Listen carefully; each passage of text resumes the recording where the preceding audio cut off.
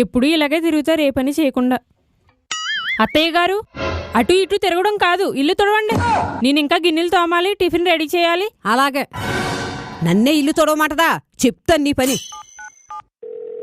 Hello అక్క, ఏం చేస్తున్నానా? ఇల్లు తుడుస్తున్నాను.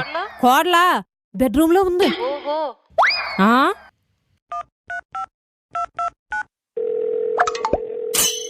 చెల్లి, ఏం చేస్తున్నావు? నేనా? ఇల్లు తుడుస్తున్నాను. కోడలా బెడ్రూమ్ లో ఫోన్ చూసుకుంటుంది.